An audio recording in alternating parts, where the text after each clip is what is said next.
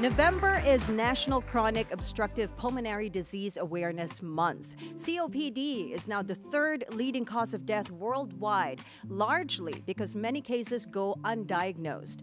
From recognizing early signs to treatment and management, Dr. Nikki Payawal is here to break everything down for us on Health Matters.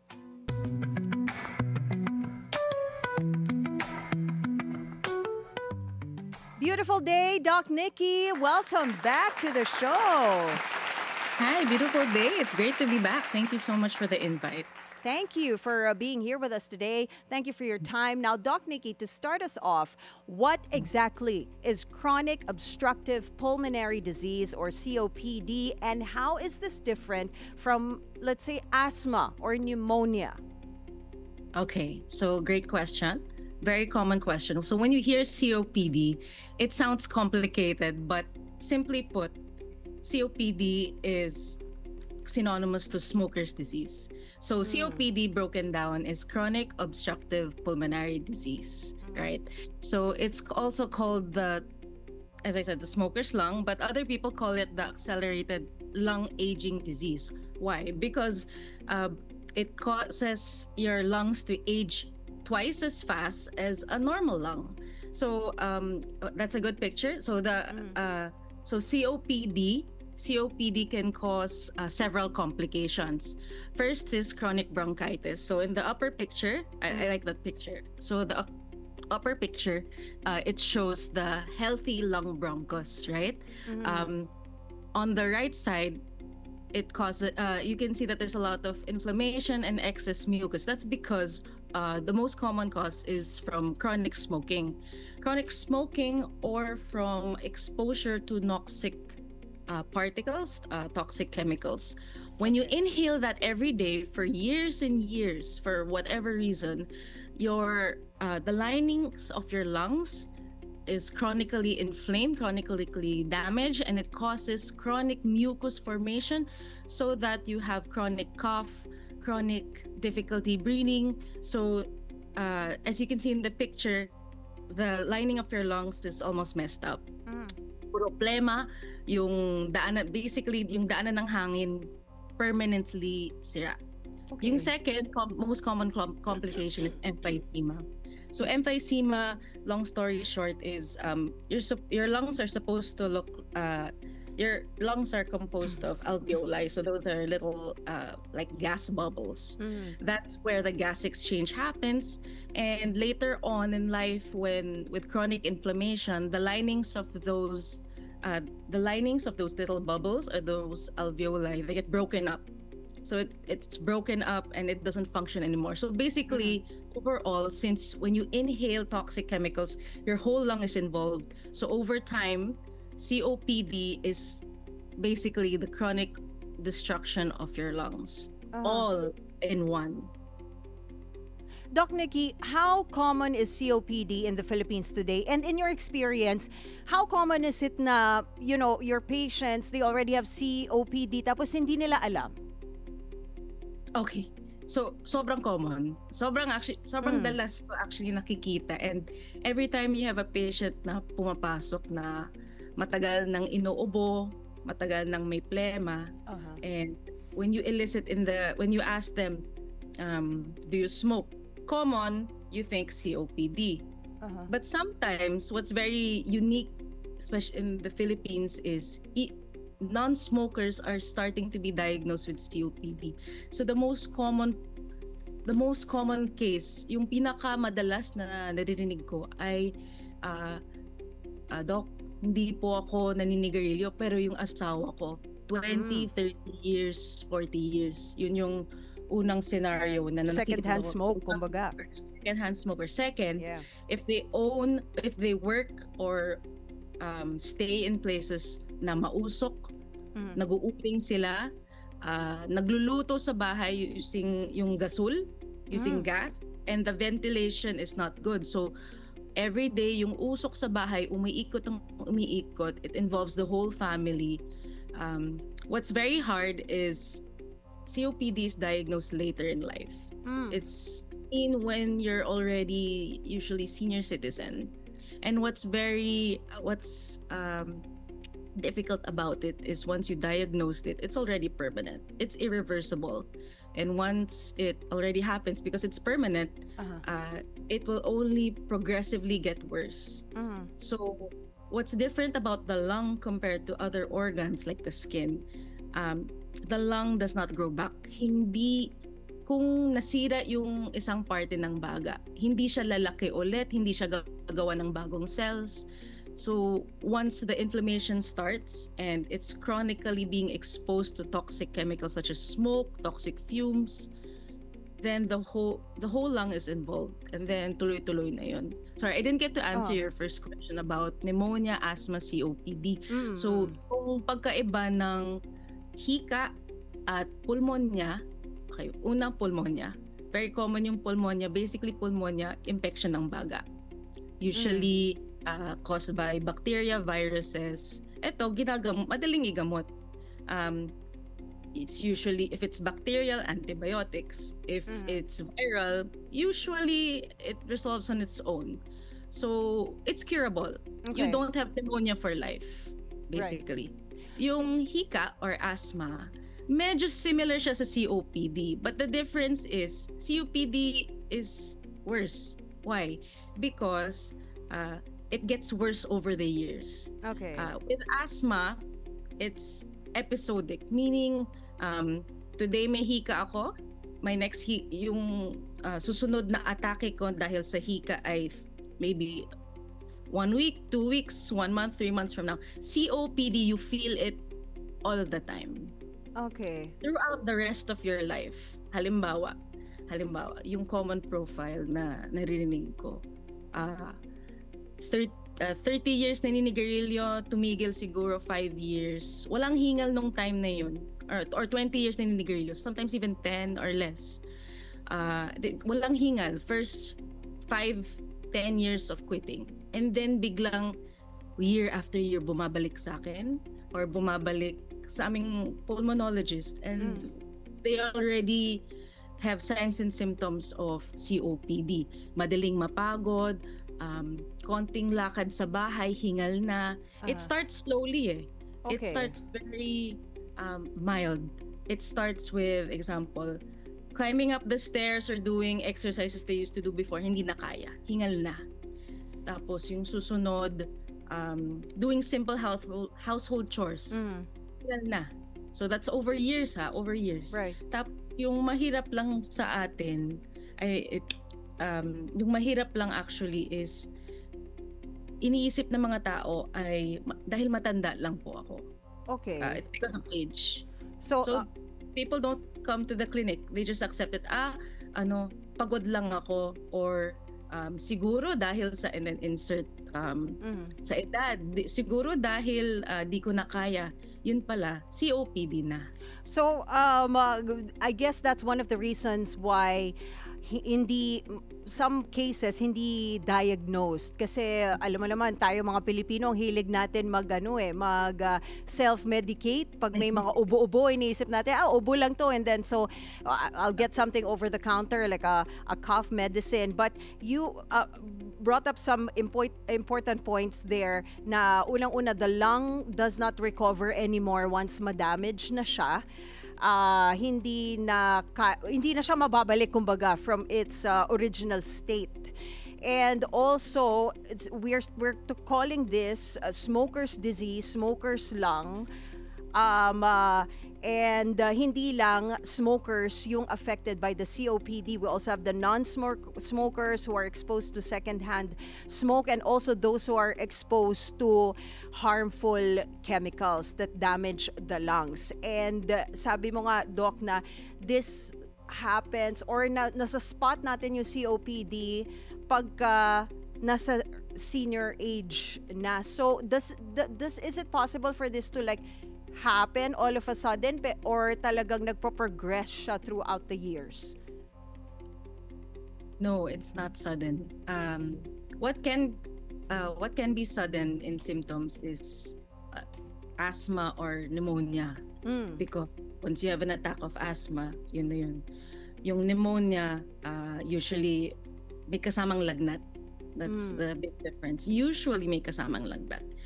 But it's hard to differentiate these three. That's why you Oo really nga need eh. a doctor. Kailangan talaga pumunta sa doktor. So medyo titingnan mo pa yung table na to, tapos magsa-search ka pa. What's really better because it's hard to spot. Actually, asthma is a hard diagnosis also. That's a whole separate talk.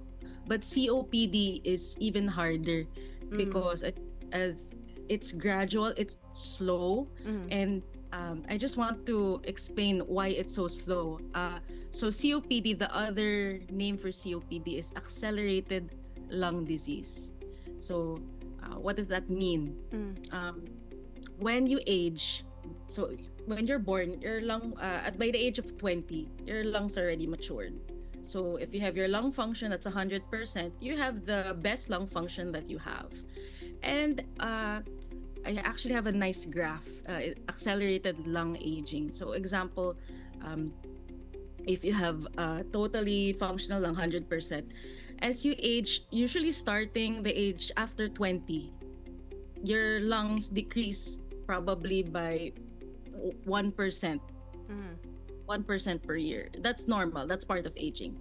But with COPD, it doubles, sometimes triples. So, and the speed that it goes with depends on how long you've been exposed to toxic fumes, toxic inhalational substances such as smoke. So yeah, that graph is perfect. So this is the evidence-based graph. Example, you have an immortal lung, your lung function will just stay at the top. So tuloy-tuloy lang, 100% ng baga mo ginagamit mo. May physiologic aging talaga. So yung baga mo, tama, that's why it's all hard to spot because talagang yung function ng baga mo pababa talaga eventually. But COPD doubles it. It's faster than usual. So how sometimes we spot COPD is I tend to find COPD when they're already late. But the one question I can ask that can already make me spot it is, mas mabagal ba yung lakad mo or yung pace mo sa paglakad kaysa sa tao na kaedad mo? Are you slower than your friends? Are you slower than your peers sa mga kabarkada mo? Okay. So, but that's already, you're already in the later stages. So that's why it's really hard to spot. So sometimes if you already know that your lifestyle is really exposed to smoking, toxic fumes, and you're already experiencing dyspnea and cough, then I really advise you get checked up. Doc, mahirap spot ang COPD, but it's easy to spot my partner who is already here. Hey, Doc, Paolo? thank you so much for being here, and I'd like to say thank you to everyone who waited for me also. Pero at the same time, I wanted really so much to talk about COPD. Very personal topic po to. This is actually the reason why I lost yung lolo ko. And when we talk about COPD, kasi is that I don't think people also realize na pwede sabayan yung pneumonia and COPD if I'm not mistaken. Because that was the issue with yung lolo ko. And the problem is that if I'm not mistaken, when you do have COPD, it makes it infinitely harder to treat the smaller lung issues simply because nawawala ng ability, correct me if I'm wrong, Doc, yung lungs to actually be able to manage itself or even function properly without the help of a ventilator or any other added equipment. Tama po ba yan? Yeah. So very good points. And I think before you came in, I had a slide that shows exacerbation. Yeah. So it's true because of the damage of the lining of yung daanan ng hangin. Its normal function is to produce phlegm, and then when you have bacteria that enters the airway, you'll cough it out. So there's a lot of things going on, but basically your lungs will try to expel it out. But since it's dysfunctional, whenever you get pneumonia, whenever you get bacteria or even viruses, even influenza, even things that are supposed to be managed at home, it's harder for a patient with COPD to recover from any pulmonary infection. So that includes pneumonia, bronchitis. There's many types of pulmonary infections. So pneumonia is infection of the lung. So that's when it already reaches the lower lobe. That's when it becomes toxic. So for a patient with COPD, because the yung daanan ng hangin, the airway is already compromised. You can see why there's obstruction. That's why it's called chronic obstructive, because the linings are already so thick, full of phlegm. The linings are very obstructed already. Phlegm that's supposed to try to expel the bacteria hindi makalabas. And what's very paradoxical about COPD is every time na-atake ka, every time may pneumonia ka, every time may infection ka, mas bumababa yung function ng baga mo. Mas mabilis yung deterioration ng COPD. There was a nice graph I showed where in every exacerbation bababa yung function. Yeah. Well, Doc, I like how you said there's a nice graphic, but none of these are nice when we take a look at yung lung health natin. It's true. But it's true. It's very factual. But at the same time, also, again, I guess I'm a bit sort of blessed because yung lolo ko found out that he had COPD relatively early. I say relatively early because I think he was able to manage it for around 10 years or so, given the fact that he found out that yung mga lifestyle changes very stark. Obviously, the stopping of smoking happened relatively early, but at the same time also there was daily walks, mga talagang mga activities to really work on the lungs. So we talk about yung mga lifestyle changes that can slow down the progression of COPD because it cannot be reversed. It'll only get worse. Just what lifestyle changes can be done to help manage it and of course extend yung life and the quality of life of the person with COPD. Okay. Yeah, so great question.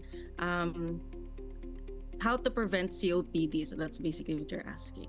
Number one, all across the board, wherever country you go, is if you smoke, you have to stop smoking.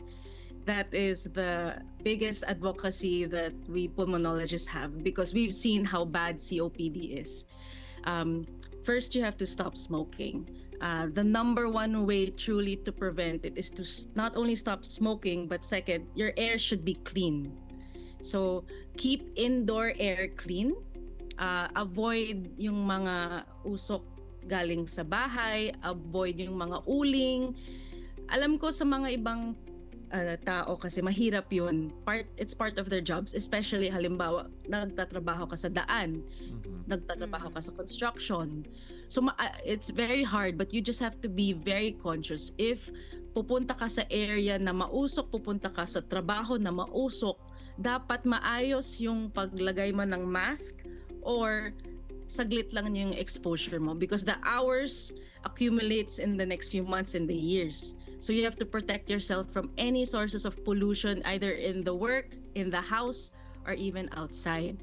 So basically, the left side of this picture is avoid the toxic chemical, toxic fumes. The other side, the right side, is these are lifestyle changes that you can do. So number one, vaccines. So vaccines are so important because every time you get an exacerbation or na-atake ka sa COPD, the lung function goes down faster. So bale, from a normal lang, COPD, tapos COPD na palagi na-atake, like times 2 pa. So kung nabakuna ka sa mga available na bakuna, hindi kasi lahat available na pwede bakuna. Lahat ng klaseng pulmonya, wala tayong available bakuna. But we do have the most common. Number one is flu or influenza. Every year, everyone can get it except those younger than 6 months. Everyone. So every June, I always advise my patients that the updated one comes out every May to June. Always look for it May to June. Okay. It's not at the beginning of the year. Second is yung sinasabing anti-pneumonia. So ito, may certain criteria. Hindi kailangan naman ng lahat. Tsaka ito yung medyo mahal. Ito umaabot siguro 5,000 plus. So yung tawag ay pneumococcal. Pneumococcal vaccine. There's a new one actually that you just need a one-time dose. There's already a very complete one and it's good for your life. One-time lifetime dose. Yeah. Well, Doc, buti lang afford yan ni Ann. But also, apart from that, and we were actually whispering to each other on the side because we talk a lot about smoking here, Doc. But then it's not just the only thing people are inhaling nowadays. Yeah. Vaping, Doc, is that included also do sa kailangan mong itigil to avoid COPD? And meron bang parang safe level of smoking or exposure to May safe level ng smoking? exposure to what do you call this, pollution, or kailangan talagang zero exposure to these harmful chemicals? Okay. So una yung tanong vaping. As I said I think in our last interview about vaping. Yeah, we talked about that vaping is before. New. Yeah, we talked about vaping is very new. The data is scarce. Remember, smoking has been here for hundreds of years, probably 400 years. So there is no clear data yet, but knowing already the disease of COPD, that any toxic inhalation can if the patient has been exposed to it for decades, it already triggers a whole inflammatory response. Meaning even one stick is already enough for you to be at high risk for COPD. There have been studies that have shown that the duration or how long you smoke, meaning kahit half stick lang, isang stick, or saglit lang sa isang araw, is just as bad as someone who smokes half pack. This is with regards to COPD. Okay. The other diseases like heart disease, stroke, that's a completely different. But basically with COPD, the trigger, the whole lung gets inflamed. Diyan nangyayari yung pagkapal ng daanan ng hangin, diyan lumalabas eventually yung emphysema because of chronic inflammation. So it just takes one stick. So walang safe dose. Yung vaping rin, right now there's no direct evidence that links it to COPD because as you can hear, COPD, it takes decades for it to come out, right? Here in the Philippines, 10 years lang yung vape in the market. So eventually, I'm very confident it will come out that it is strongly linked. Because already with household smoke, meaning yung galing sa pagluto-lutuan, marami ng patients from non-smokers. Meaning never smokers. Yeah. But exposed lang sila sa sa harmful chemicals and pollution. But Doc, once you are diagnosed with COPD, gaano kabilis ito mag-progress if left untreated or unmanaged? Okay. So it will really progress. There's nothing you can do to stop its progression. It will not completely stop, but it will slow down if you get treated early. Example, you get vaccinated early, you're doing rehabilitation early, you're exercising well, and it's never, I always tell my patients, it's never too late to quit. So it's never too late. So baka kasi isipin ng mga tao, 30 years na ako magsusmoke, parang tinanggap nila yung fate nila. No. So as you can see, that's a nice picture. The lung function will normally decrease. That's normal in age. That's the top one. After that, if you stop, example, at 50 years old, may rebound. Magta-try mag-recover yung baga. So, aangat siya ng konti. Yeah. So that you'll be able to have lung function reserved for your later years in life.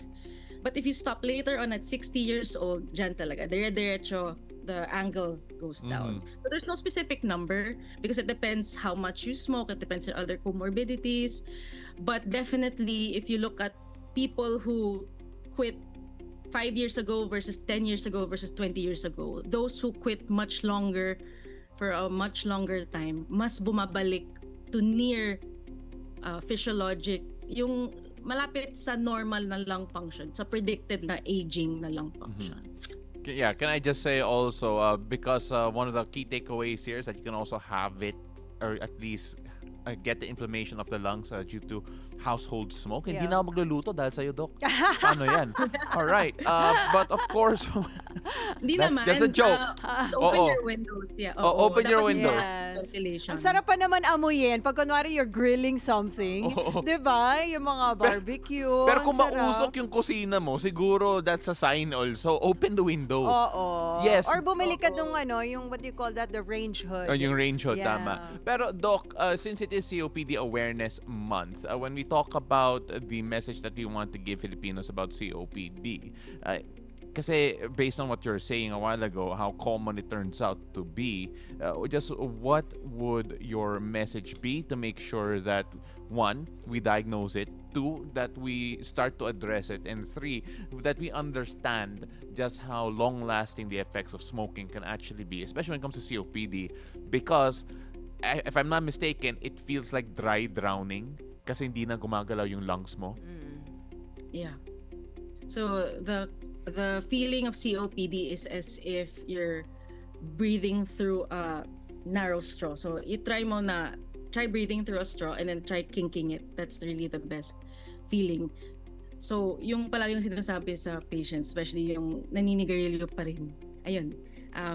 Yung feeling talaga ay if you have a straw is and then biglang nag-narrow. Yeah. What happens kasi in COPD is you have the balloon. There's a balloon analogy. Instead of it inflating properly, it becomes a plastic. Yes. So air doesn't go in, doesn't go out, it gets trapped.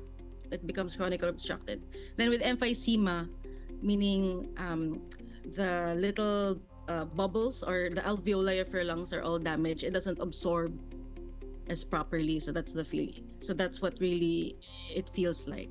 My take-home message really for COPD is first, avoid all toxic fumes, smoking, and for the sake of your family, kung kayo po yung naninigarilyo, double-edged sword, hindi lang yung sarili mo yung affected. Yes. Yung asawa mo, That's yung right. anak mo, yung kapitbahay mo, tsaka yung kabarkada or yung mga katrabaho mo. They're all at risk.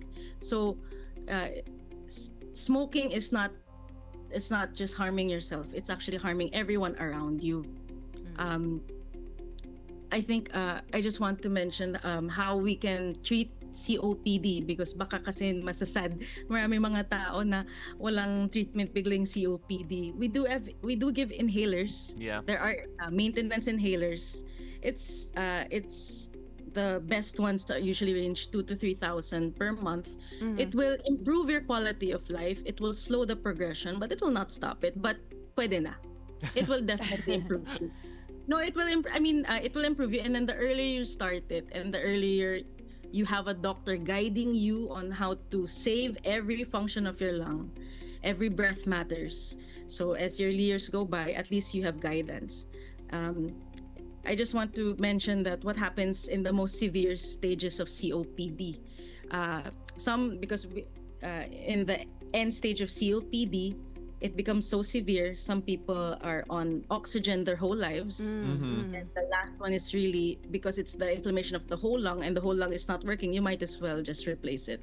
But that's not yet available in the Philippines, lung transplant. Yeah. Talaga, Doc? I Yeah. didn't know that. Lung transplant, hindi pa siya available Option. here.